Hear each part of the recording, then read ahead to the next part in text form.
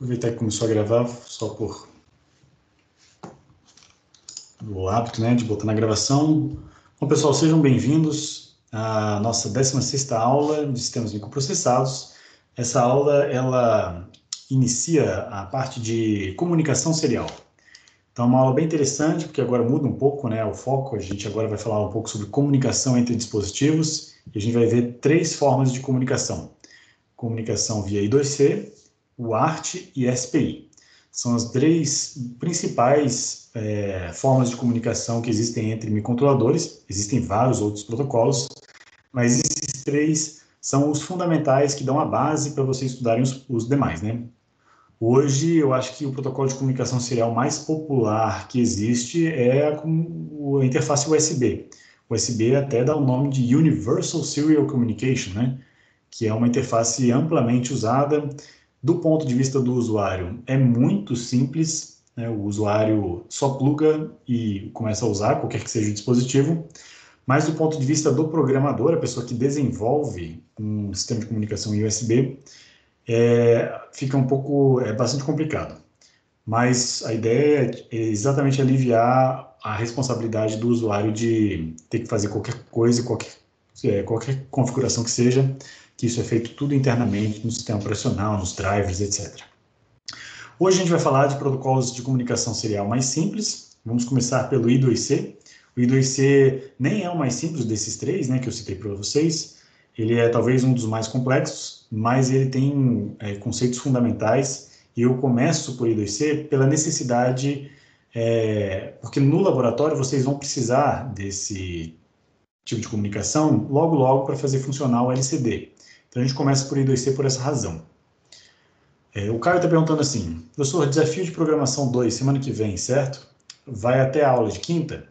Isso mesmo, Caio. Essa parte introdutória de I2C, inclusive como é que usa a interface do MSV430, né, que é algo que a gente vai ver na quinta-feira, vai cair na prova.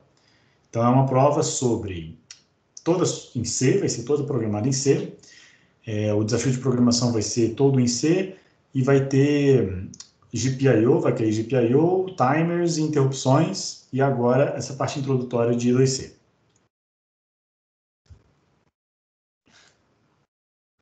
Então vamos lá, eu queria recapitular alguns conceitos de I2C que vocês viram nos vídeos, os conceitos fundamentais aqui, porque o exercício de hoje eu queria implementar com vocês o protocolo I2C usando uma técnica conhecida como bit banging. Bit banging, então,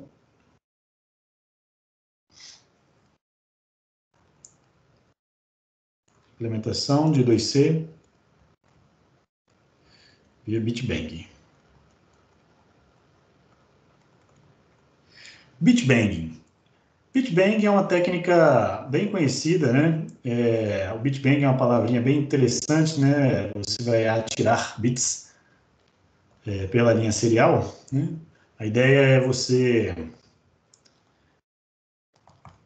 escrever serialmente valores binários, né, na saída dos pinos digitais de maneira serial. E essa comunicação serial pode ser feita entre diversos dispositivos, desde que eles estejam em acordo com o sistema de comunicação. Então, bit banging é uma técnica que se aplica a todos os sistemas de comunicação. Você pode fazer o ART por bit banging, você pode fazer SPI por bit banging. A ideia do bit banging é você implementar por software uma determinada comunicação serial usando apenas GPIO. Aqui na nossa implementação a gente vai usar um pouquinho timers também, né? A gente vai fazer uma implementação bem simplificada, usando bibliotecas do GPIO e usando bibliotecas de acesso ao timer, como por exemplo uma função de wait. Então a gente vai ver isso aí em detalhes. Por que isso aqui é importante? Por que é importante ver bit banging? Porque muitas vezes, né, a gente compra um microcontrolador que é muito simples e nem sempre os microcontroladores têm uma interface de comunicação serial dedicada. O MSP tem uma interface de comunicação dedicada para I2C. Então, depois que você configura ela, né, enviar dados via I2C é tão simples quanto escrever em registradores. Tem uma certa sincronização que você tem que fazer com o hardware, mas a princípio ele faz a maior parte do trabalho para você. Como, por exemplo, gerenciar o acknowledge, não acknowledge, etc. Ele faz para você. Com o bit banging, a gente vai ter que fazer tudo isso. Não é tão complicado se você organizar o desenvolvimento em etapas. Então, lembrando um pouquinho de I2C, em I2C nós temos apenas duas regras. A gente tem em I2C, primeiro, a definição de duas linhas, né? SDA e SCL, onde SDA é a linha de Serial Data e SCL é o Serial Clock. Então, eu tenho duas linhas de comunicação para enviar ao mesmo tempo dados e o clock. Todo barramento I2C, a gente vai sempre conectar resistores de pull-up nessa linha. Idealmente, a gente conecta esses resistores de pull-up fora do chip, porque quando você conecta vários dispositivos, né, você vai conectar apenas um resistor para todos eles. O MSP fornece resistores de pull-up nos pinos de GPIO, e a gente vai fazer usufruto dessa característica também. A gente nem vai precisar conectar os resistores fisicamente lá, a gente vai usar a própria configuração do GPIO. Então, a ideia desse sistema aqui é que você consiga se comunicar com vários e vários escravos, né? Possa pendurar vários escravos nessa linha. Os escravos geralmente são sensores ou dispositivos de escrita e leitura que você possa coletar ou enviar dados para esses escravos. O nome mestre e escravo, né, são dados para os dispositivos. O mestre é aquele que controla o clock, é o que vai ditar o ritmo de comunicação. E o escravo é o que escuta o clock. Ele não mexe no clock, ele só está escutando o clock. Em I2C, os bits são enviados enquanto o enquanto o SL é igual a 1. Então, SDA deve ser constante com SCL, com clock, igual a 1. E SDA pode variar com SCL igual a 0. Tá? Isso é interessante, porque isso indica para a gente que, de fato, a transferência de bits é dada por um pulso do clock. Enquanto o clock for igual a 1, é como se fosse um enable, né? Eu estou indicando que o SDA pode ser lido porque ele é constante. E aí, quando eu abaixo o clock, eu posso fazer variar SDA até chegar no valor que eu quero, e aí depois eu bato o clock novamente para transferir um outro bit. Só que tem duas condições que quebram essa regra, que são as condições de start e stop. O start, na condição de start, o SDA gera um flanco de... O SDA gera um flanco de descida, enquanto o SCL for igual a 1. E o stop é o SDA variando, gerando um flanco de subida, com o clock, o SCL, igual a 1. Então, eu falei para vocês, o SDA tem que ser constante quando o SCL é igual a 1. Mas se eu fizer variar o SDA, né, a linha de dados, enquanto o clock for igual a 1, essa variação tem dois significados muito precisos, que é o significado de start e o significado de stop. Então, vamos ver como é que isso funciona de fato. Então, uma comunicação I2C, ela é caracterizada por ausência de comunicação, ou silêncio na linha, né, quando você tem o valor 1 e 1 em SDA e em SCL, ou seja, ninguém está usando a linha.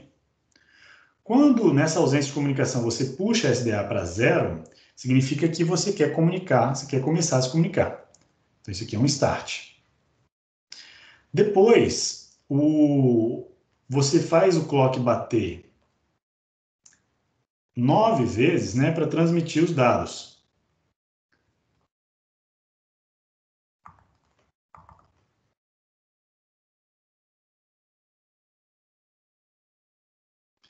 E ó, perceba que os dados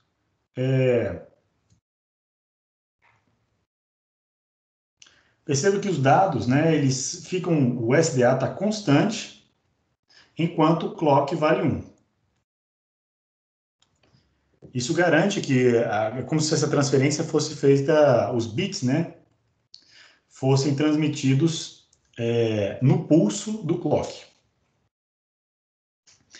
Agora, quando eu quiser parar de me comunicar, eu vou mandar um um ciclo de stop. Então, para mandar um ciclo de stop, não, antes disso, né? Antes de mandar um ciclo de stop,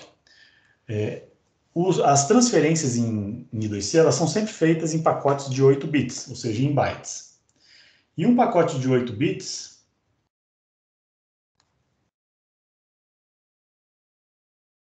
sempre termina com um ciclo de acknowledge. Então, o ciclo de acknowledge, ele é a nona batida do clock, e na nona batida do clock, né, se, por exemplo, nesse caso aqui, o mestre está escrevendo na linha, o ciclo de acknowledge, quem vai escrever na linha é o escravo. Então, nesse caso aqui, o mestre ele solta a linha, deixa a linha em 1, o escravo, vou até botar em outra cor, puxa a linha para 0, para indicar que ele entendeu que aquela mensagem é para ele, e depois solta a linha quando o clock volta para 0. Então, quem escreve no ciclo de acknowledge é o escravo.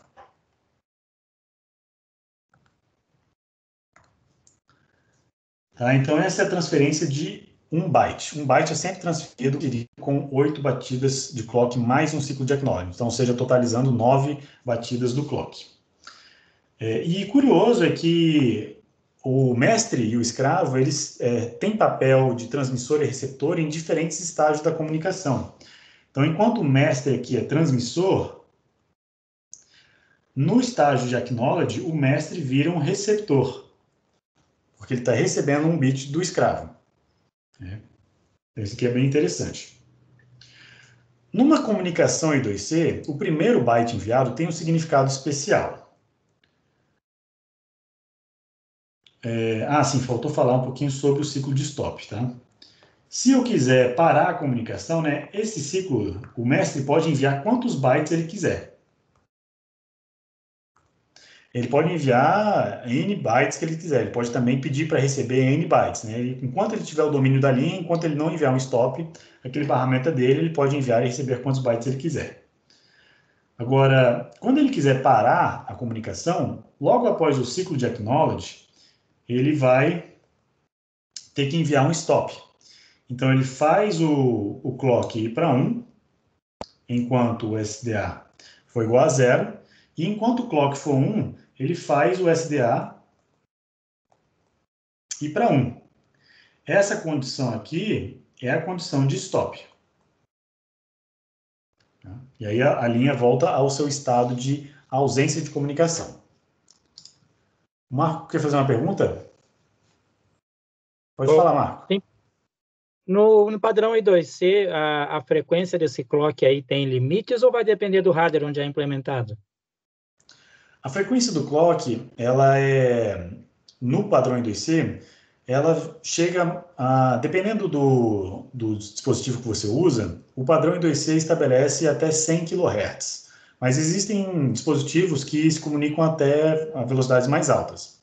Em geral, o I2C, a velocidade de comunicação do barramento I2C, ele é dado pela quantidade de escravos que você conecta na linha. Aquela a expressão, né, que eu mostrei lá na videoaula, né? A frequência máxima é 1 sobre 2 vezes RC. Isso indica que se eu tiver um resistor conectado à minha linha, né, um resistor de pull-up, e a capacitância total da linha for definida, eu sei qual que é a frequência máxima de comunicação desse barramento. Em geral, essa comunicação para dispositivos CMOS de 3.3 volts, nessa tecnologia, em geral, gira em torno de 100 kHz a 400 kHz. Mas a frequência máxima é sempre função do número de dispositivos que você pendura no barramento. Porque quanto mais dispositivos, né, a gente não aumenta o valor da resistência. A resistência é sempre a mesma para 1 ou milhões de dispositivos. Mas a capacitância, toda vez que eu aumento o número de dispositivos, a capacitância também aumenta, porque se eu colocar um dispositivo, eu vou ter uma capacitância conectada à linha. Se eu conectar um outro dispositivo, essas duas capacitâncias relacionadas ao transistor de dreno aberto vão estar em paralelo, então a capacitância se soma, né? Então, a cada dispositivo que você coloca na linha, a frequência de operação da linha ela é reduzida. Então, é uma coisa que a gente tem que ter consciência. Em geral, é difícil de encontrar informação de capacitância nos pinos de um determinado microcontrolador, mas você pode sempre testar, né? Bota a frequência de operação bem alta, 400 kHz, e vê se está funcionando para o número de dispositivos que você tem. Se não estiver funcionando, você pode diminuir o resistor de pull-up e considerar que você vai ter uma corrente de um consumo um pouco mais elevado, né, na sua comunicação, ou diminuir um pouco a velocidade de comunicação. Se a comunicação não estiver funcionando, você vai reduzindo a frequência até que ela comece a funcionar. Então, são esses os graus de liberdade que a gente tem quando conecta vários dispositivos no barramento I2C. Agora, para a gente fazer esse desenvolvimento do driver bitbanding da comunicação I2C, eu sugiro que a gente faça ela em etapas. Então, o que eu quero, de fato, é transmitir bytes e receber bytes. Mas, para isso, eu preciso dominar várias camadas desse software. Então, o software ele é desenvolvido em várias camadas, né? E eu vou chamar aqui de uma camada física, a camada que acessa a linha e faz as ações de um bit, né? O que eu posso fazer no barramento I2C? Aqui eu só tenho duas ações na camada física, que é soltar a linha, que é o equivalente a escrever 1, né? Ou puxar a linha para 0.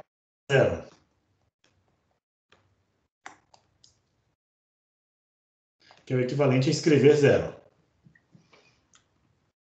Depois da camada física, eu tenho operações de um bit. E essas operações de um bit é basicamente ler e escrever um bit, né? O que eu tenho que fazer para escrever um bit ou para ler um bit?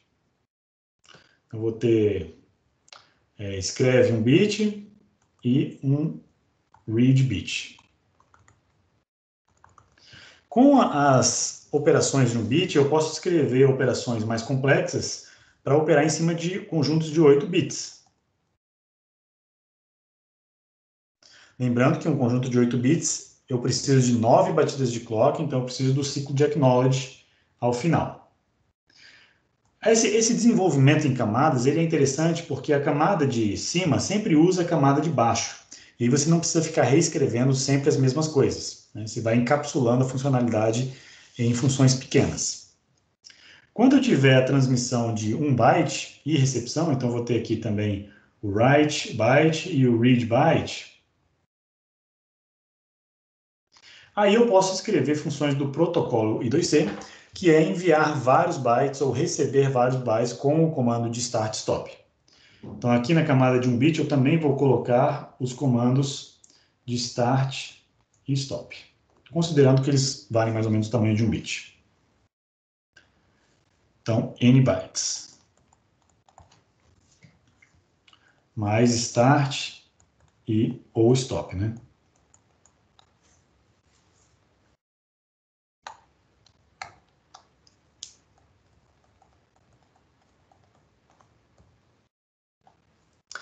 Então, essa é a ideia do exercício de hoje. Então, vamos aqui para o Code Composer para eu mostrar como é que a gente faz isso.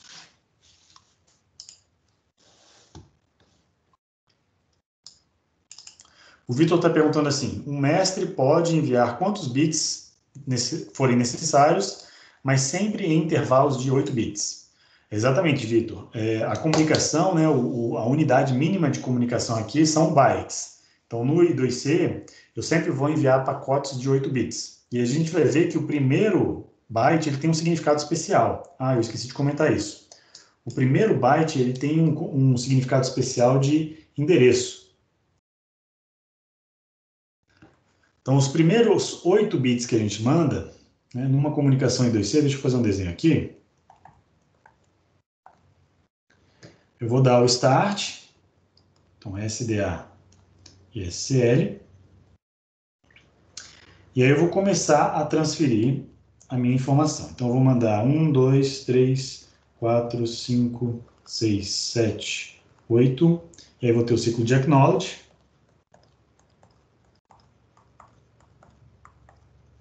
A gente sempre começa pelo bit mais significativo, tá? Então, eu vou ter os 9 os 8 pulsos de bits, né, de um byte, e vou ter um ciclo de acknowledge. E aí esse ciclo de acknowledge, quem responde é o escravo.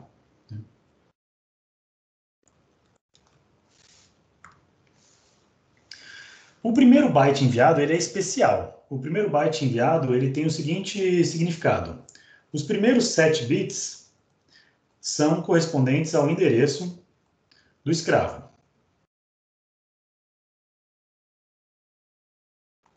Então, por exemplo, se o escravo tem endereço, sei lá, 37, esse 37 em binário dá 0011 é 0111.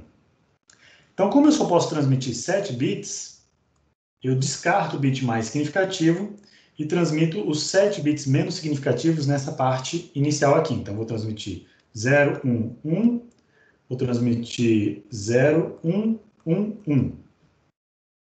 1, 2, 3, 4, 5, 6, 7. Ixi, eu botei só 7 bits aqui, né? Então, vou botar mais um bit aqui, e aí o ciclo de acknowledge vem aqui.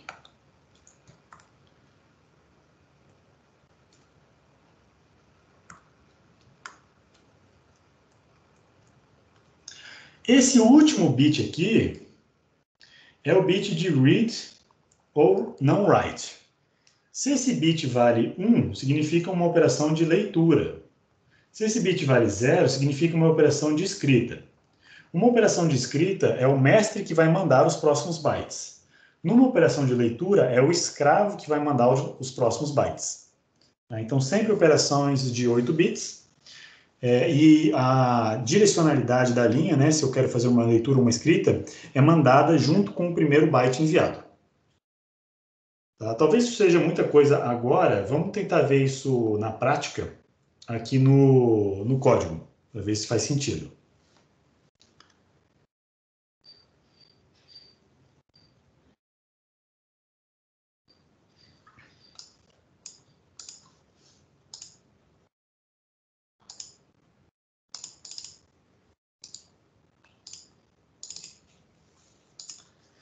Então, eu vou criar uma...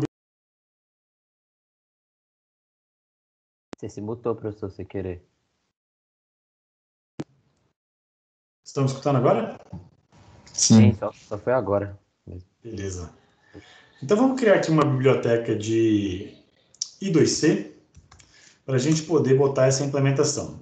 E no final, o que eu quero de fato fazer é mandar um I2C bang, né, vamos bangar, e enviar dados para um determinado escravo, sei lá, um escravo de endereço 37, igual eu tinha falado lá, os dados de um determinado vetor, né? E aí eu vou botar assim, eu quero enviar 3 bytes apontados por um determinado ponteiro, né? A gente faz aqui o int 8t data, são 3 bytes, eu quero mandar, sei lá, ca, fe, 00. Eu quero mandar esses 3 bytes aqui. Então, vamos fazer uma função para mandar para o escravo de endereço 37 os 3 bytes dentro do ponteiro dado por data. E da mesma forma, eu quero receber, né? Eu quero poder receber dados. A gente pode fazer um I2C write, né? Que fica mais simples de ler. E um I2C read. Se eu quiser, por exemplo, ler do escravo 37 e 3 bytes para ele escrever no ponteiro data. A gente pode fazer assim também. Então, esse é o objetivo que eu quero. Vamos tentar chegar nele. Vamos criar este arquivo da biblioteca. Na pasta de bibliotecas, eu vou, então, criar os 2 arquivos i2c.c e i2c.h. Vou apagar tudo que tem dentro deles. Vamos proteger com o if and def.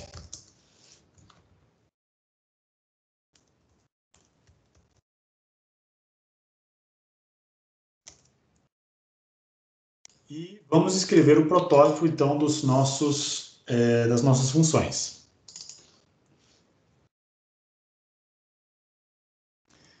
eu quero começar, então vamos aqui começar pela I2C por bit bang.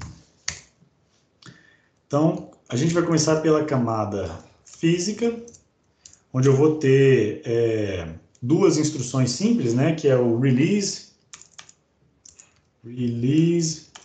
void release CL.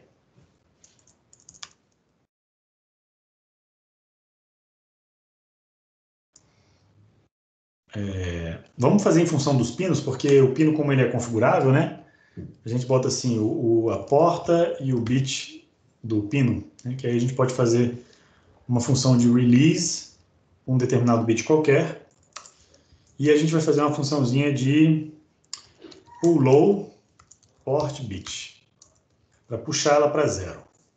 Então essa é a camada física, são as duas ações da camada física.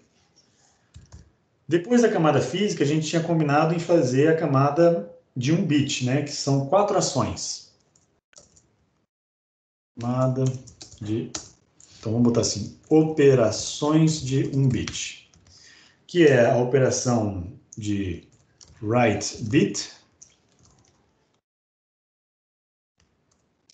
e o read bit, né? Read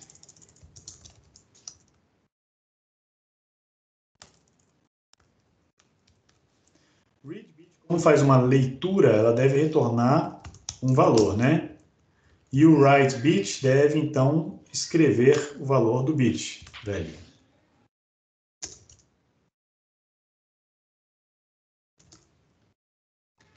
A gente também combinou que a gente queria mandar um start, né? Start, o stop.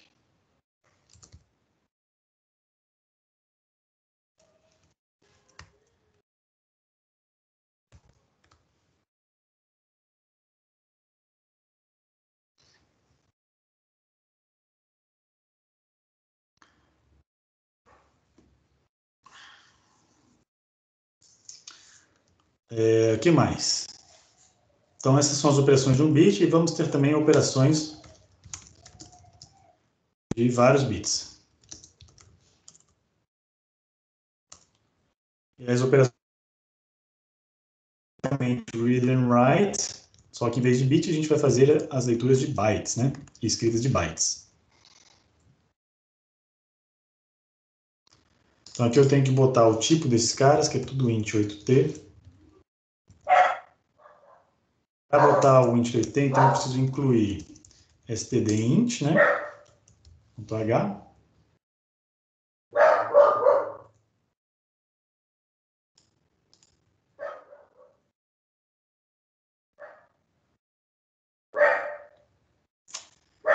Vou botar aqui em tudo.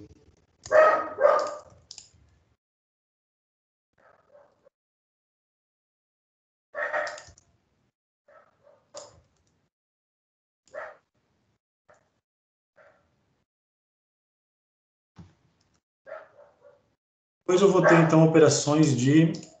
Opa!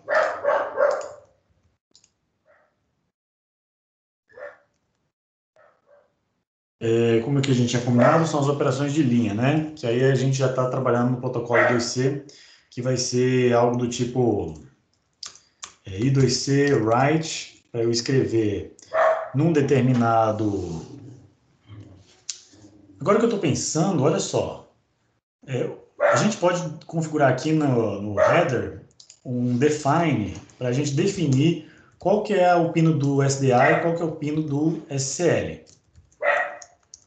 Então, podemos botar aqui o pino do SDA, né, como sendo o pino, sei lá, vou pegar dois pinos um do lado do outro aqui, pino 2.5 e pino 2.4, que são dois pinos no canto superior direito.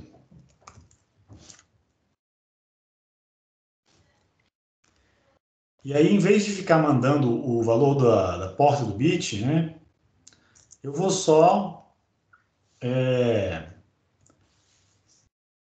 Porque algumas ações eu preciso trabalhar com as duas linhas, né? Como, por exemplo, o start e o stop. Agora que eu estou pensando, a gente não precisa passar o valor da porta aqui, não.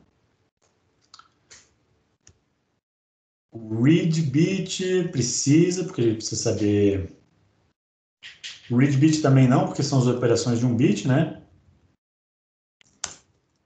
Write bit também não. Na verdade, essas funções aqui a gente nem vai expor para o usuário. A gente aqui só precisa do valor que eu quero escrever, né? E esse aqui vai retornar um determinado valor. As funções multibits também não preciso do valor dos pinos, só, a não ser que eu coloque vários, o SDA e o SL, né? E agora o write eu vou precisar de um endereço,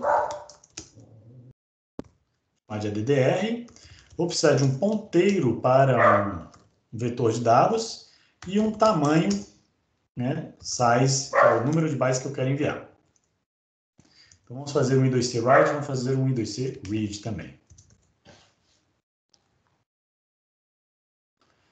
Beleza, na verdade, a única coisa que eu quero expor para o usuário, eu não quero que eles conheçam todas essas funções aqui, não. Eu só quero que o usuário use o I2C write e o I2C read, né?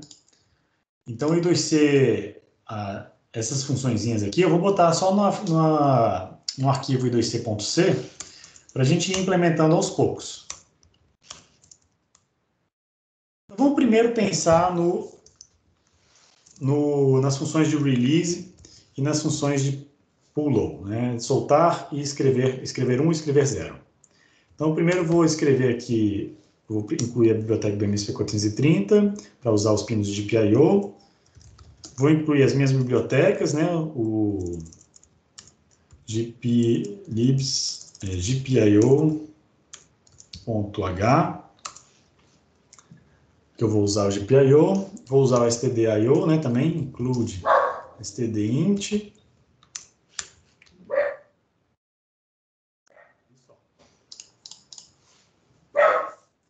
Vamos lá, o que a gente precisa fazer para soltar a linha e levar ela para 1? O pino, né, o pino de SDA e SL, dependendo do valor, né, o que eu colocar aqui, o pino que eu tenho que soltar, eu vou configurar o pino, né, então vou fazer um pin mode, configurar esse pino, port bit, vou configurar como modo de entrada e vou soltar ele, né, vou levar ele com o resistor de pull-up. Então ele é uma entrada com o resistor de pull-up.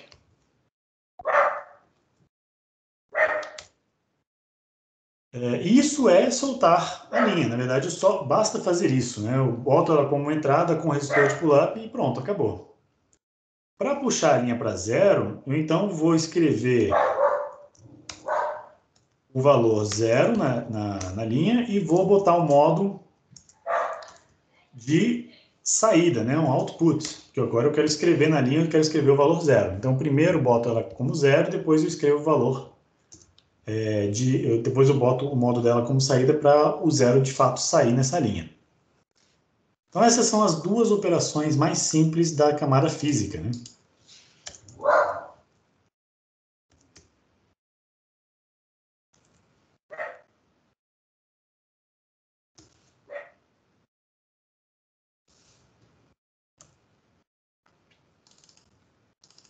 Agora vamos às operações de um bit.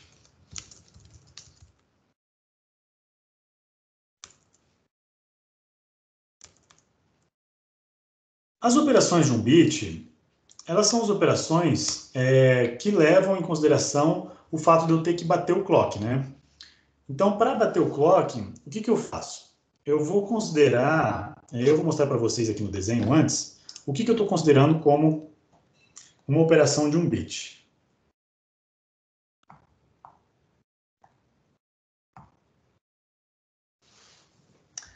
Então, como operação de um bit...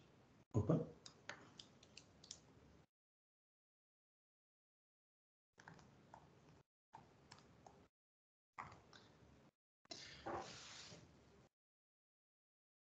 Eu vou considerar que eu vou escrever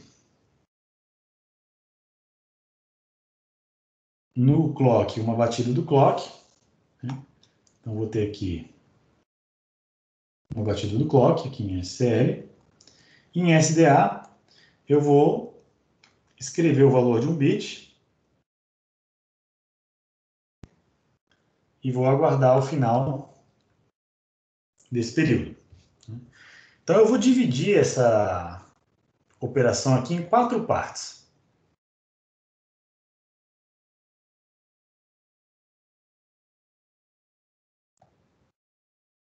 Opa.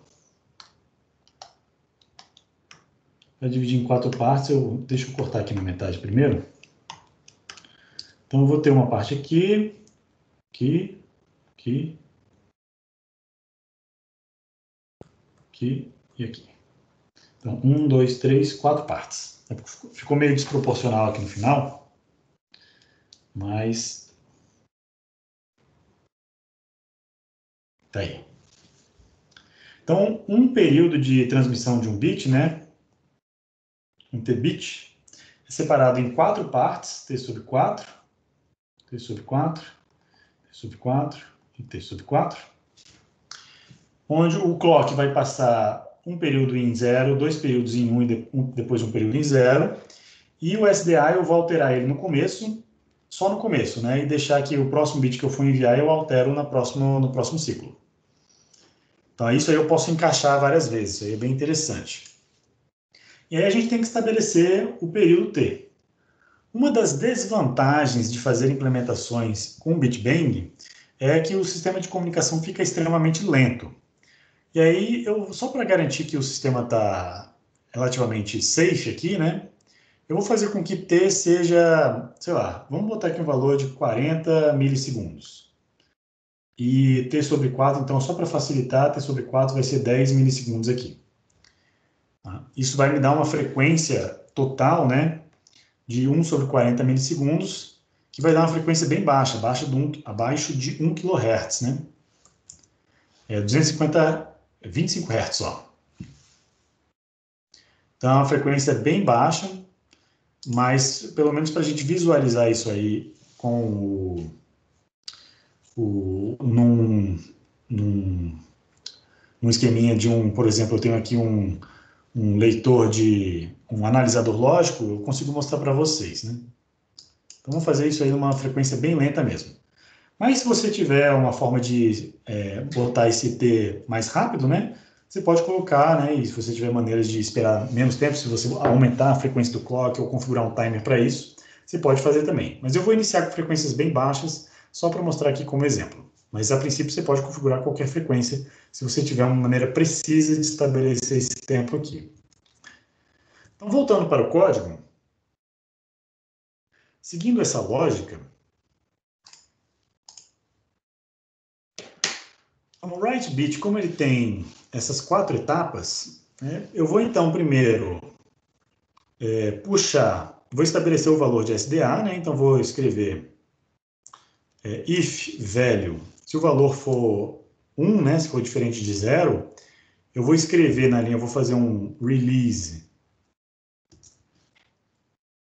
a linha de SDA,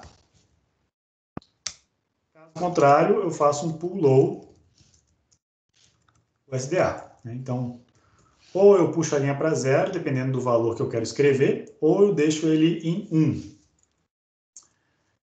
E o clock, eu tenho que fazer ele bater. Então, a primeira coisa que eu faço é puxar o clock para 0. Então, SL, eu puxo ele para 0. E aí eu espero.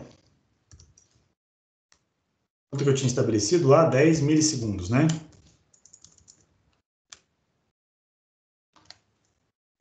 Espero 10 milissegundos, depois eu solto o clock, então faço um release SL.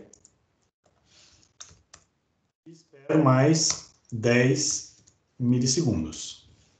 Mentira, né? Eu já vou esperar 2 ciclos aqui, porque o SDA já está setado. Eu espero os 20 milissegundos e puxo o clock para 0.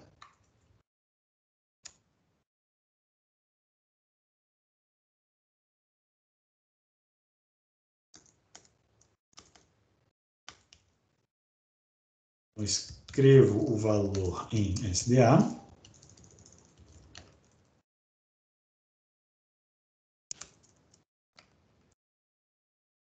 Aguardo 1/4 de T, né? T sobre 4. Aí eu faço bater o clock, por 2t sobre 4, então metade de t. Depois aguardo mais 1/4 de t, aguardo t sobre 4, para dar o t completo, né? Para dar o período completo. Então essa é a função que escreve um bit. E aí vamos fazer a mesma coisa para fazer a leitura do bit. O mestre, quando ele faz uma leitura, é o mestre que controla o clock. Então a gente vai fazer mais ou menos, a gente vai ter a mesma estratégia aqui, só que a ideia é você, no meio do período do clock, fazer a leitura desse bit. Então eu vou fazer o seguinte, eu vou... primeiro eu vou soltar o SDA para poder para deixar o escravo, né, ou então o outro elemento comunicante escrever em SDA, eu só vou fazer a leitura dele. E agora eu vou puxar o clock para 0, então pull low SCL. E aí eu tenho que aguardar wait os nossos 10 milissegundos aqui. Agora eu vou fazer o clock ir para 1, então vou fazer um release SCL, vou botar SCK aqui, SCL. Voltar o clock para fazer o clock bater. E aí eu não vou esperar mais t sobre 2, eu vou esperar um t sobre 4 para fazer a leitura exatamente no momento, no meio do clock. Então vamos botar aqui um return value. Tá assim, só bit, né? O valor do bit é o pin read do SDA. Eu vou fazer a leitura do SDA. Bem na metade, olha só, eu gastei t sobre 4, gastei t sobre 4, então eu estou exatamente na metade do período, faço a leitura do valor de SDA, espero mais t sobre 4, faço o clock para 0, então faço pull low SL, e espero mais 10 milissegundos. E aí eu retorno o valor do bit. Certo? Então aqui, ó, solta SDA para o escravo escrever. Faço o clock ir para 0 e aguardo um t sobre 4. Depois, bato o clock, aguardo t sobre 4, faço a leitura de SDA na metade do pulso do clock, depois termino de bater o clock, fazendo ele ir para 0. Por fim, a gente retorna o valor lido. Então, já temos uma forma de escrever um bit e de ler um bit nessa linha. Então, uma maneira bastante simples. Agora, vamos para as operações... tem duas operações, né, que faltaram aqui, a operação de start e a operação de stop. A operação de start ela é muito simples, né? Eu vou considerar que a linha estava em 1, vou fazer o SDA ir para 0, enquanto o clock está em 1. Então, basicamente, considero que SDA e SCL são iguais a 1. Começo, tá? Então, eu vou fazer o quê? Eu vou, sei lá, posso só para garantir que o start vai gastar o mesmo período de um bit, né? Para ter tamanhos iguais para essas operações, eu vou esperar 10 milissegundos com SDA e SCL igual a 1. Vou puxar o SDA para 0.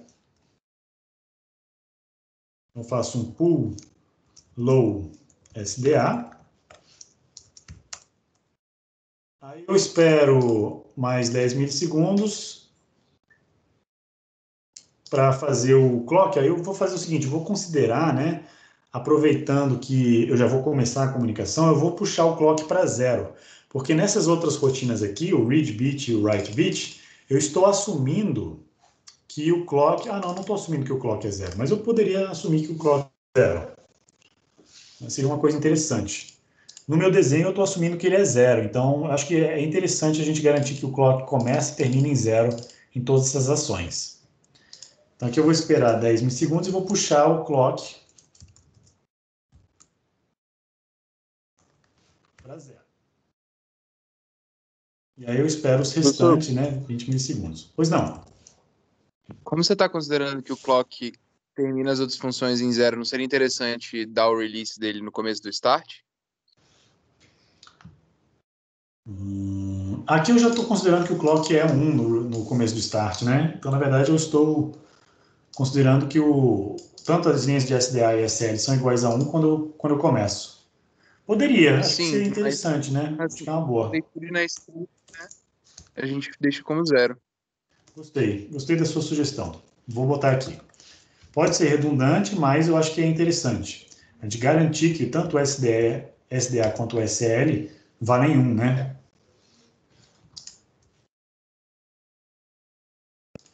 Beleza, valeu pela contribuição.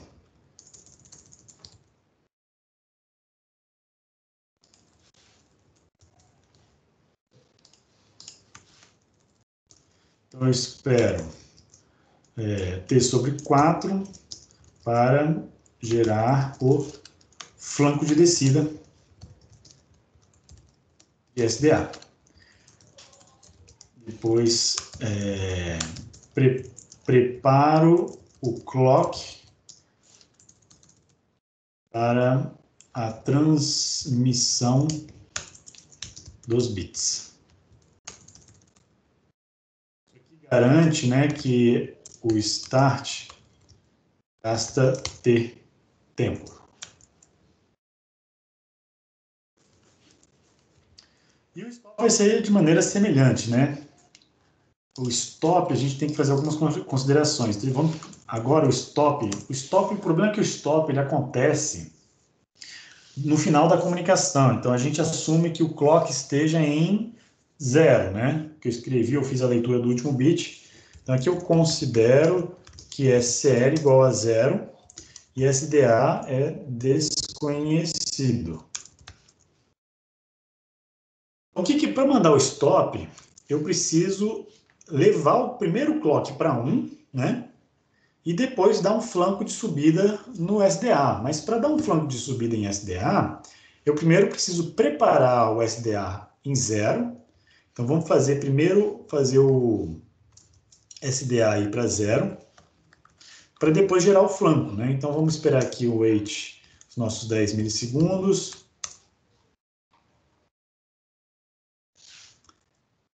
Vamos fazer o clock ir para 0.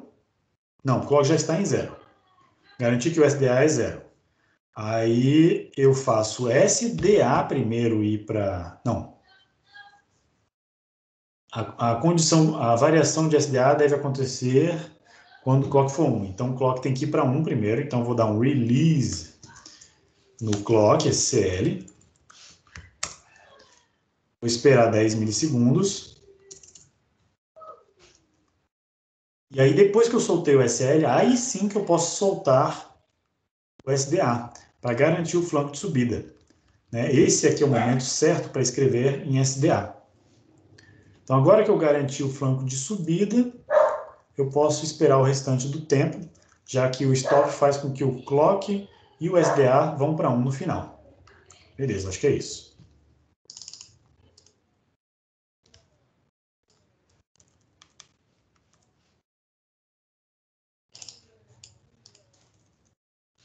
Então, considero que o clock é igual a 0, mas SDA é desconhecido. Então, fazemos SDA igual a 0 no começo.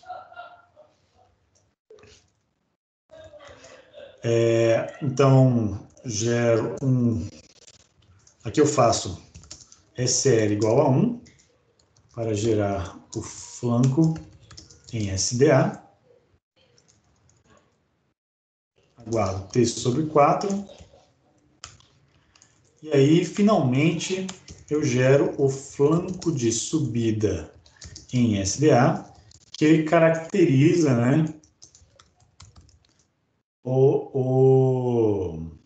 a sinalização de stop.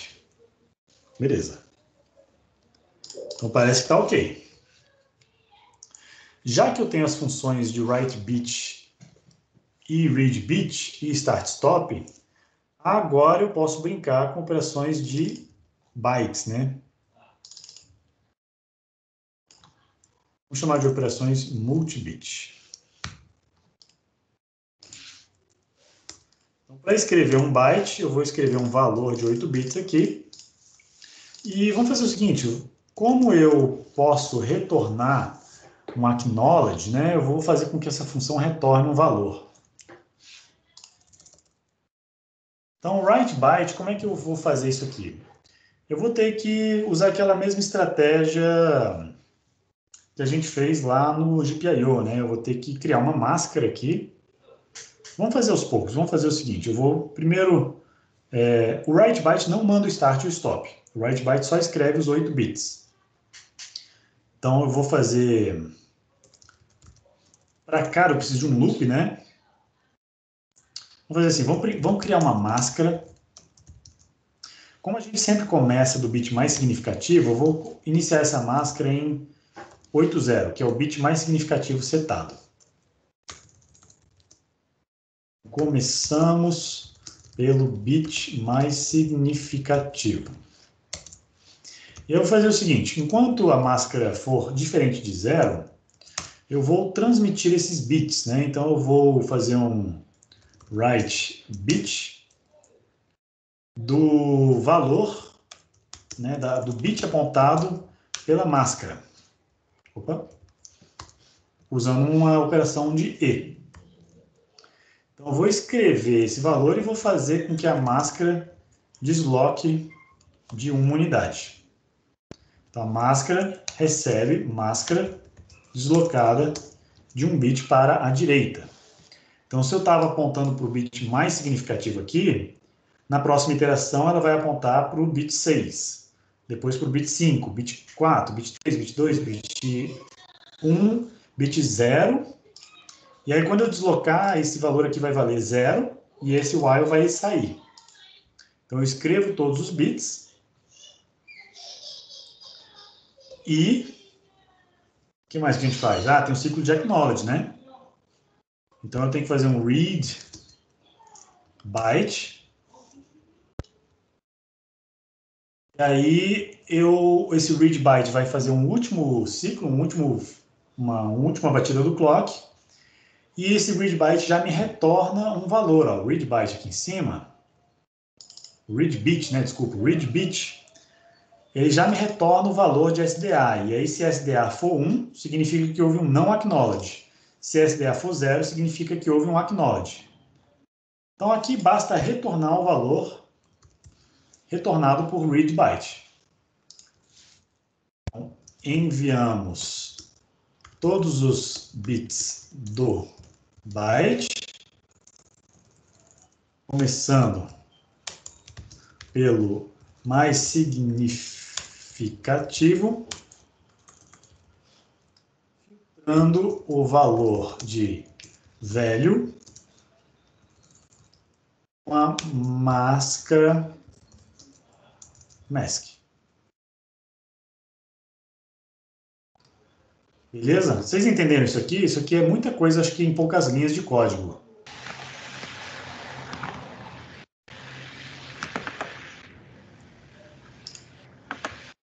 Daniel, você quer comentar alguma coisa? Quer fazer uma pergunta?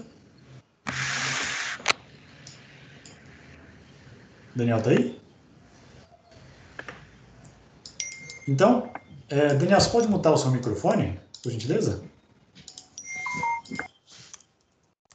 Valeu, obrigado.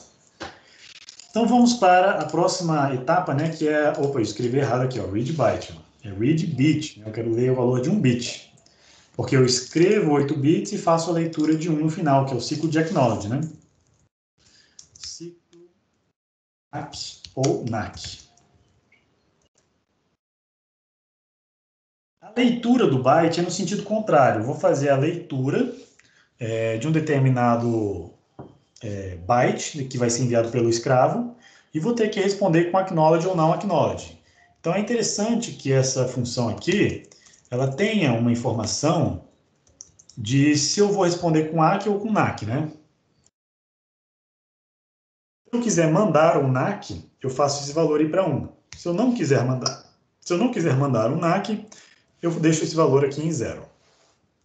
Então, na leitura, o escravo é transmissor e o mestre é receptor. Mas no ciclo de acknowledge, o mestre vira transmissor e o escravo receptor, porque ele vai receber um bit, né? O bit de acknowledge. Então, vou usar a mesma estratégia. Vamos ver se a gente acompanha agora dessa vez. Quem não entendeu, tente acompanhar agora. Então, vou criar uma máscara também na mesma posição, apontando para o bit mais significativo, e vou criar um valor de retorno, né, velho, que eu vou inicializar em 0. Tá? Só para ficar igual ao de cima, eu vou botar 0x00.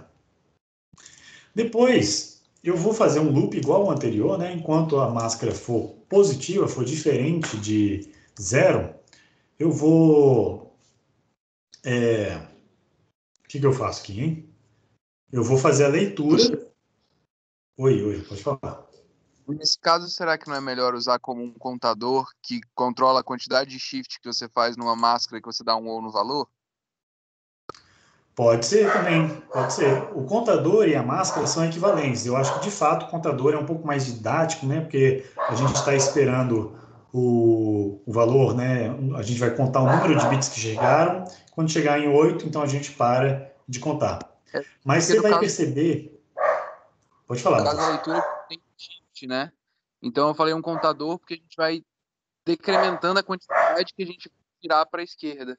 Enquanto que a máscara na leitura porque a gente quer filtrar só naquele ponto que a gente está escrevendo. Perfeito, é exatamente isso aí. Nessa situação, o contador ele vai contar quantos bits a gente vai receber, né? E aí, de fato, a gente vai, então, escrevendo na posição correta. Só que perceba, aqui a sacada ela é interessante, perceba que essa máscara, como eu setei o bit set, né, até essa máscara virar 0, deslocando ela para a direita, eu vou ter sempre 8 iterações. Se eu colocar a máscara setada no 8º bit, depois de 8 deslocamentos, esse bit vai sair para fora, e aí esse valor vai para 0. Basicamente, o valor da máscara ele é 100, 000, e aí na segunda iteração ele é 0010, na terceira iteração 0010, 000, na quarta iteração ele vem para cá, e aí por aí vai, né?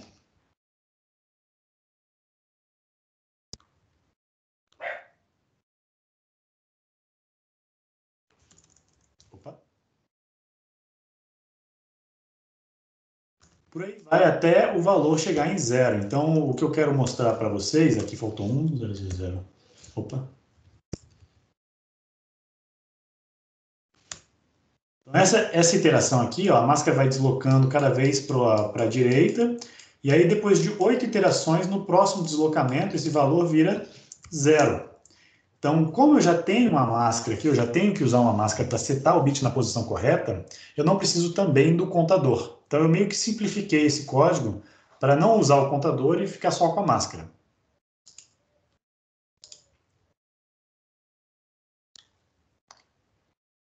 O Caio perguntou, professor, 80 não é 16 bits? Ah, não, Caio. Aí o Matheus já respondeu, né? Cada caractere representa um nibble. Nibble é com I, sem Y, que é 4 bits. Exatamente. Perfeito. Obrigado, Matheus. Então, a ideia dessa lógica aqui é a gente, enquanto a máscara for diferente de 0, eu vou fazer a leitura, né? Então, vou fazer um if. Como é que é? Read bit, né? Que foi a função que eu botei. Se o read bit me retornar 1, aí eu seto o valor velho. Eu vou setar a posição apontada pela máscara. Caso contrário, eu não preciso fazer nada, né? Eu não preciso zerar. Porque eu já zerei todos os bits de velho antes. E aí eu vou fazer, então, a máscara deslocar ela de uma unidade. Perceba que nessas duas instruções aqui, ó, eu tenho o mesmo operando de destino, que é o mesmo da fonte. Então, eu posso simplificar essa operação botando o operador e depois o sinal de igualdade. É a mesma coisa que a gente fazia com o bit set, o bit clear, né? O mais igual. Também dá para fazer com deslocamento. Isso aqui significa, estou deslocando a máscara de um bit para a direita.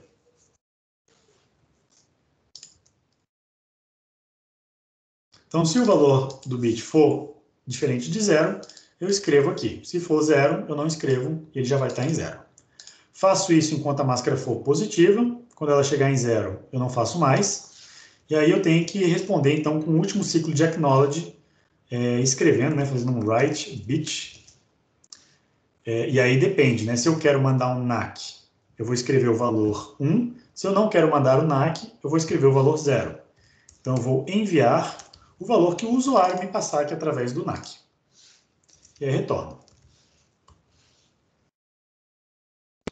A função readByte, a gente botou um valor de retorno, que é o valor lido, né? Então, eu vou retornar o velho, que foi o valor efetivamente lido, ao final dessa rotina. Opa.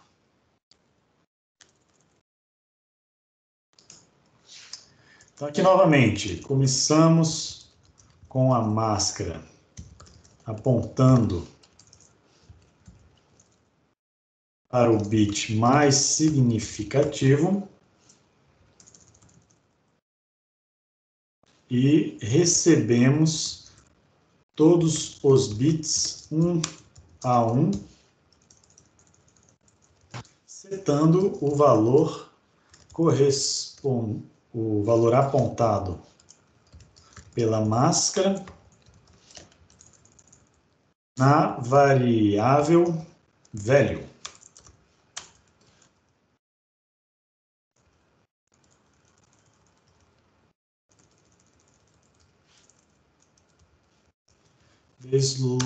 Deslocamos a máscara para avançar para o próximo bit.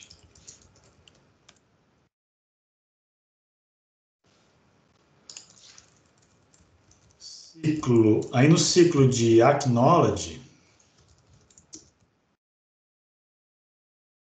o mestre que escreve a linha. Essa é a ideia. Beleza. Ó, o Matheus está sugerindo aí, né, uma modificação interessante, que é toda vez que eu for fazer a leitura de um bit, né, eu posso criar uma máscara a partir da leitura do bit. O problema dessa estratégia, Matheus, é que o valor retornado pelo read bit nem sempre vale 1, tá? Ele é um valor que está numa posição que depende do bit que eu for ler, né? A minha função, aí você pode ter implementado diferente, mas a minha função pin read, ela só filtra o valor do bit e passa como retorno. Então, como isso aí pode ser um valor diferente de 1, eu não uso essa estratégia que você citou, mas se o read bit sempre retorna 0 ou 1, aí sim pode ser uma boa usar essa estratégia. Valeu pela sugestão. E agora, gente, falta só a parte final, né, que são essas funções de write e read, que são... Nossa, já são 6 horas. Meu Deus do céu. Me extrapolei aqui, gente. Desculpa aí, viu? Então, vou terminar com as funções do protocolo I2C, que é bastante simples, né? Agora que a gente já fez a escrita do bit do byte, basta mandar um start. Depois de mandar um start, eu vou escrever, vou fazer um write byte. Eu vou escrever o byte. O primeiro byte é especial, né? O primeiro byte é o endereço, né? Então, eu vou pegar o endereço, cortar o bit mais significativo e vou concatenar o valor de read and write. Como eu quero mandar uma escrita, eu vou concatenar com 0 para mandar a escrita. Depois, eu vou fazer um loop enquanto o size for positivo e vou mandar o valor de data. Então, vou fazer um write byte, o valor dereferenciado do data mais. Então, eu vou avançando com esse ponteiro até o número de bytes que eu quiser. Por exemplo, quero mandar 3 bytes, vou enviar, então, todos os valores apontados por data e automaticamente incrementar esse ponteiro de uma unidade em uma unidade. Antes de retornar, eu tenho que mandar um stop. Aí o ideal aqui seria verificar se tem um não acknowledge, né? A gente pode criar aqui uma variável, o int 8t, nac. Se o escravo responder com não acknowledge, por exemplo, nesse primeiro ciclo aqui, então nac, o write byte lembra que ele retorna o ACK ou NAC, né? Então aqui eu posso verificar se houve um NAC. Então se houve um NAC, eu vou retornar return 1. Oi. Existe o NAC como resposta de um escravo ou o NAC é só por timeouts? A resposta, se o escravo estiver presente na linha, ele sempre vai responder com 0. Tá? Então, essa função vai retornar 0 se o escravo estiver presente. Se o escravo não estiver presente, ele vai retornar um valor diferente de 0, vai retornar 1. O escravo não responde, e aí a linha de SDA, como ela fica em 1, a gente vai ler o valor 1 quando a gente for fazer o nono ciclo, né, o ciclo de acknowledge. Então, se houver NAC, a gente retorna com NAC. Caso contrário, eu mando stop e retorno. Aí eu posso fazer isso várias vezes, né? NAC, então eu vou incrementar o valor aqui de NAC. Posso até fazer com mais igual, para saber quantos NACs foram de fato recebidos. E aí eu retorno o número de NACs que foram recebidos. Isso aqui é mais detalhes, tá? Não precisaria disso aqui não, isso aqui é mais besteira, porque se o escravo já não respondeu na primeira, ele com certeza não vai responder nas próximas, e o NAC não vai acontecer no meio da comunicação. Mas é só uma forma de verificar se houve erro durante a comunicação.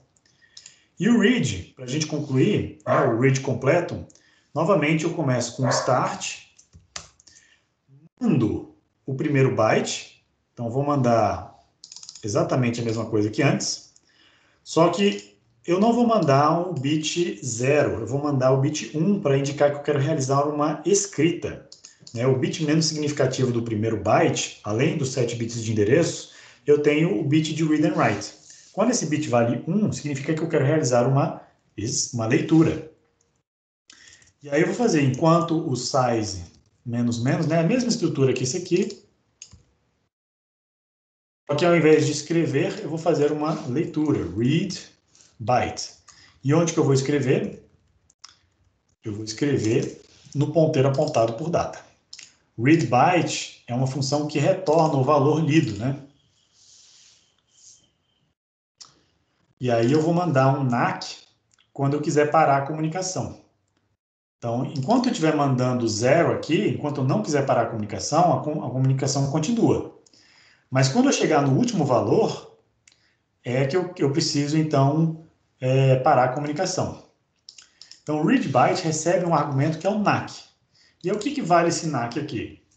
Bom, eu quero detectar quando o size chega em 0. Se o size chegou em 0, aí eu mando o NAC. Então, eu vou mandar um não size. Não size vai ser 0 enquanto o size for positivo e vai ser 1 quando o size chegar em 0. Então, no último ciclo, o mestre vai enviar ele vai enviar propositalmente um não acknowledge para a gente indicar para o escravo que ele não precisa continuar mais mandando coisas. Ele pode parar no terceiro ou no enésimo byte aqui, né? Ao final da comunicação, então, eu mando um stop. E aí eu vou botar essa mesma verificação aqui, porque eu acho que ela é interessante, para a comunicação não continuar se o escravo não estiver presente na linha. Gente, é isso. Eu sei que eu já extrapolei o tempo, mas eu queria mostrar isso aí funcionando para vocês. Então, eu vou aqui tentar mostrar isso aqui funcionando. Vou conectar aqui o MSP. Vamos primeiro compilar, né? Porque certamente vai ter erros. Vamos botar um ponto e vírgula aqui, que faltou.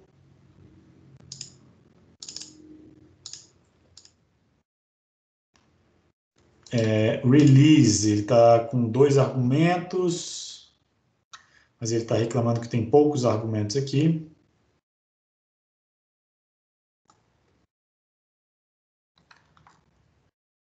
Ah, tá. Aqui faltou incluir o valor de SDA, né? Include I2C.H aqui. Que é lá que está definido o SDA e o SL, né? Então, isso aqui resolveu. Agora falta incluir a biblioteca include timer.h. Esse aqui resolveu. NAC. Agora ele não gostou do NAC, é porque eu não defini o NAC. Então vamos definir ele aqui. Agora foi. Olha só. Até que foi simples. O NAC. Porque eu fiz o write ser um void. O write retorna um NAC. Então, o int 8t.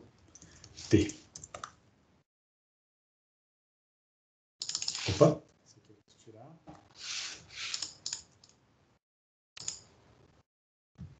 O que mais? Aqui eu tinha definido como void. Então, isso aqui retorna um int 8t. O read também retorna, né? Deixa eu ver aqui. Também retorna. Então, vamos botar aqui o int 8t. Turn NAC.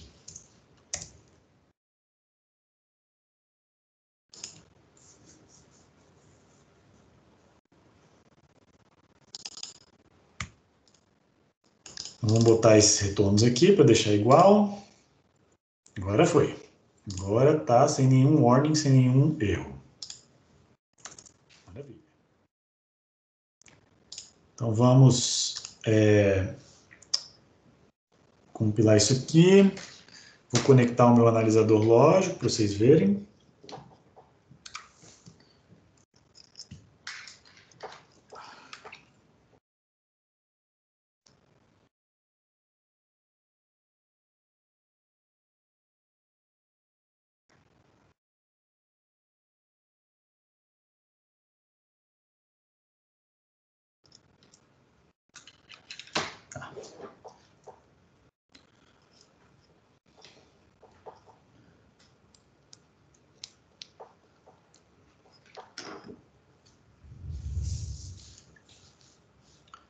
Quero ver, quero ver. Provavelmente ele não vai enviar nada, né? Porque não vai ter escravo conectado à linha, mas acho que é interessante se funcionar.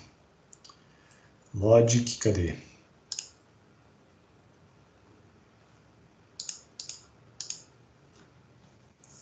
Então, estou aqui pronto para enviar. Deixa eu mostrar o meu setup para vocês.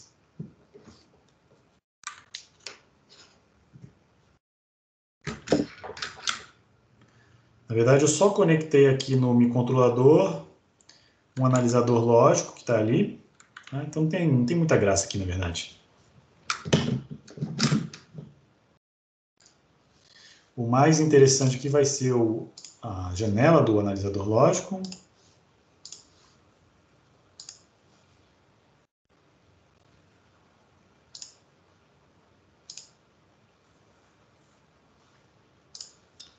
Então, deixa eu dar um play, vou dar um start, agora vou dar um play, vou dar um stop. Aqui aconteceu alguma coisa. Alguns microsegundos, não é isso que eu queria ver.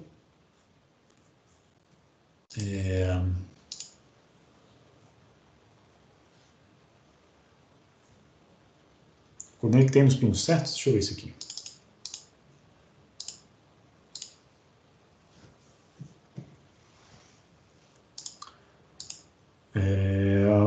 Ele está dando o start dá um release, peraí, deixa eu... Se vocês quiserem, gente, quem tiver compromisso agora, pode sair, eu vou tirar uns print screen aqui vou depurar esse sistema, eu vou tirar um print screen e vou mandar lá no grupo, se vocês quiserem ver. Mas os conceitos que ficam nessa aula são os conceitos de bitbang, né? Os conceitos das operações de linha de I2C.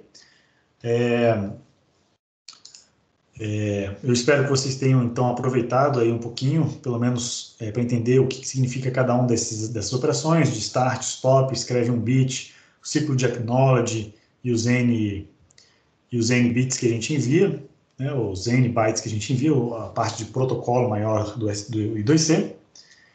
Então, eu vou agora, se quem quiser ficar, convido, né, quem quiser ficar, eu vou gastar um tempinho só para depurar esse sistema aqui, para ver o que tem de errado, e vou postar o resultado lá no grupo, aqui no nosso time. Então, o release configura o pino, pinmode está funcionando, pino P2, ok.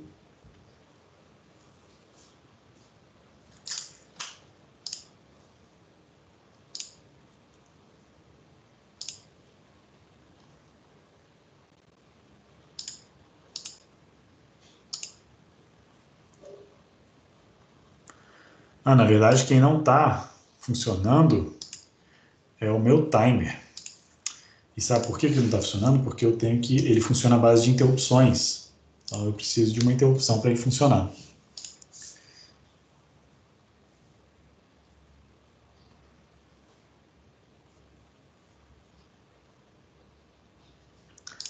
Vou ver se funciona. Talvez seja só isso mesmo. Ahá! Tcharam! Deixa eu mostrar aqui para vocês agora.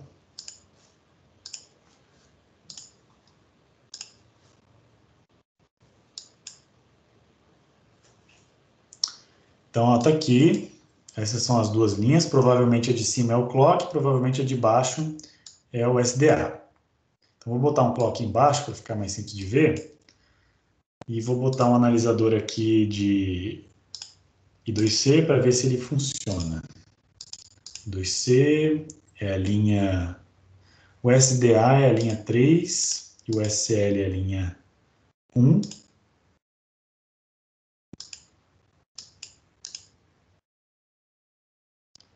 Aí, perfeito.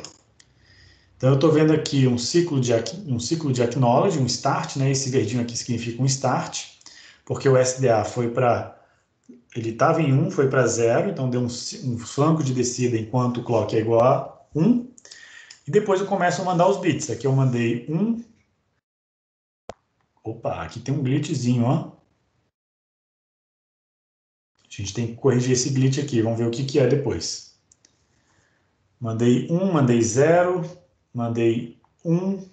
Quer dizer, mandei 0, 1, 1, 0.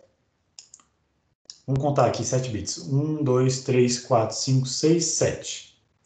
Aqui seria 7. Aqui seria o bit de read and write. É uma escrita, então ele foi para 0. E esse aqui é o ciclo de acknowledge. Como não tem escravo na linha, ninguém respondeu com acknowledge. E aí o ciclo de acknowledge, deixa eu remover isso aqui que está atrapalhando. Como ninguém respondeu na linha, o ciclo de acknowledge ficou em 1. Então, isso significa que foi um NAC. E aí, depois, eu puxei o clock para 1 para puxar o SDA. Aqui tem um glitch também, ó. Tem que corrigir isso aqui. E o SDA deveria ir para 1. Então, aqui também tem outro erro no meu stop. Porque eu não gerei um stop se o escravo respondeu com não acknowledge, né? Eu continuei mandando os bits.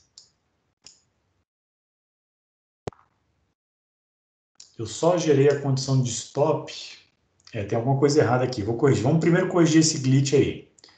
O glitch acontece no primeiro flanco. Então, vamos ver. Depois do start, voltando aqui para o código.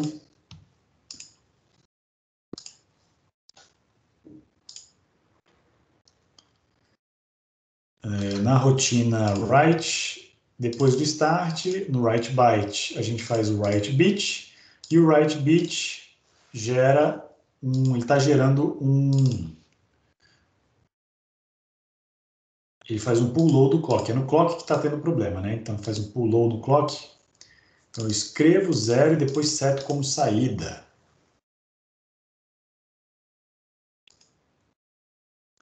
Quando eu seto como saída, Eu desligo o select, seto como saída e desligo o resistor. Ah, é porque eu estou desativando o resistor aqui. Quando eu desligo o resistor, será que é isso que está dando problema? Deixa eu testar, tirar isso aqui.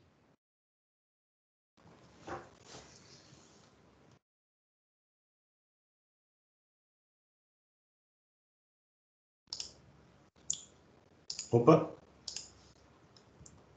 Eu queria, na verdade, salvar. Tentar de novo. Vamos mandar.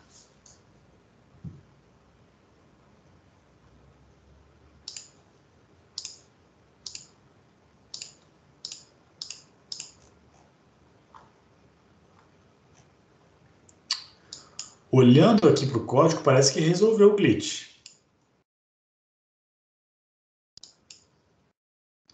Gerou um glitch extra, né? Deixa eu mostrar para vocês.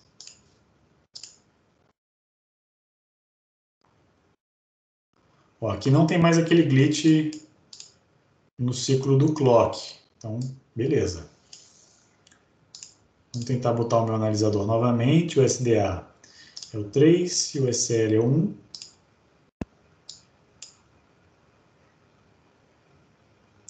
Um, 2, 3, 4, 5, 6, 7. Ciclo de acknowledge. Não, é o read and write e o ciclo de acknowledge. Ah, então ele está, de fato, fazendo a leitura correta. E eu só queria, então, que ele me desse um endereço de 7 bits. Ó, 37, que é o endereço que foi, de fato, que eu enviei. Ah, legal, legal. Ele está identificando corretamente, ó. 011 é o 3, 0111 é o 7. O bit aqui menos significativo é o write, né? E aí depois eu tenho o ciclo de acknowledge. Como ninguém está respondendo, ele está identificando como 1. Então agora falta corrigir. Aqui tem glitch? Não. Falta corrigir o stop, né? Quando eu detecto que não houve, que ele respondeu com NAC. Então isso eu vou fazer no código. Vamos lá. Então aqui no código eu vou voltar lá para a função do I2C write. Eu mando um start. Se eu escrevi o primeiro byte e deu NAC, eu não posso só retornar o NAC. Eu tenho que mandar um stop antes. Então eu tenho que mandar um stop e retornar o NAC.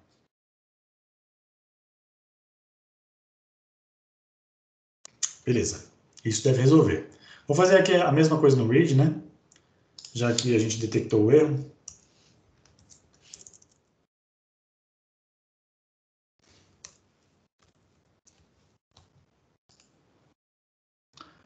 Então vamos lá, carregar de novo.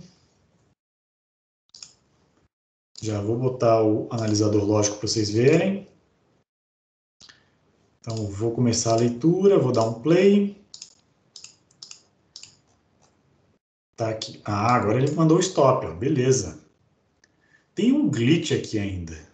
Um glitch estranho de configuração. Alguma configuração aqui antes da comunicação está gerando um glitch. Depois eu tenho que investigar o que é isso.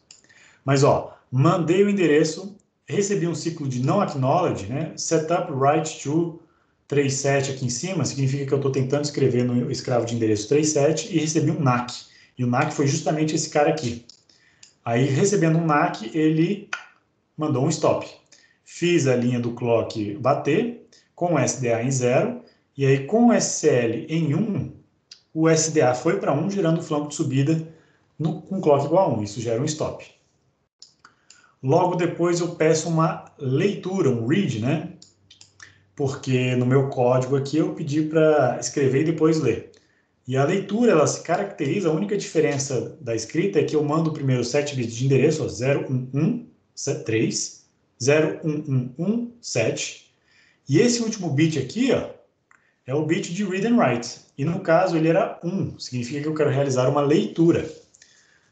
Oh, mentira, esse bit aqui, né? Esse bit aqui, 0111, esse aqui é o read and write, era 1. E aí esse bit aqui indica uma leitura, mas o escravo não responde no ciclo de acknowledge, e aí eu tenho que gerar um stop. Então parece que está funcionando.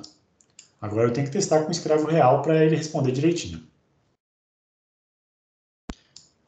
Então tá, gente. Desculpa aí, realmente, invadi um pouco o horário das 16, né? 18 horas. Mas vocês querem fazer alguma pergunta? Christian, você quer perguntar alguma coisa? Ah, tá perguntando aqui no chat, né? Christian, professor, qual vai acontecer na terça ou na quinta da próxima semana? Tem que ver lá no plano de ensino. Os datas da prova foram definidas lá. Eu acho que é terça que vem. Pode entrar. Vamos ver aqui no plano de ensino.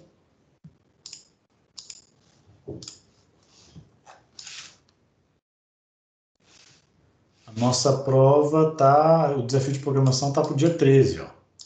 Dia 13 cai na próxima terça. Então, daqui a uma semana. Tá?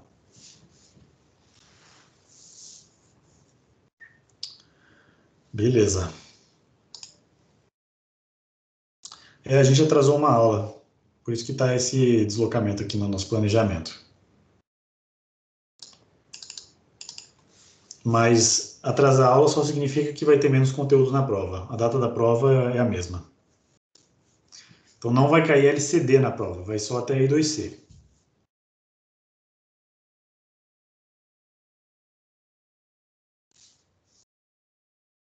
Eu vou atualizar o plano de ensino, né, com o feriado, e aí eu já carrego aqui no Teams a versão nova do plano de ensino. Vou fazer isso agora. Pessoal, eu tenho que sair aqui para ajudar minha esposa. Eu também tenho horário. Boa semana a todos. Encontro vocês na quinta-feira. Falou, gente. Um abraço.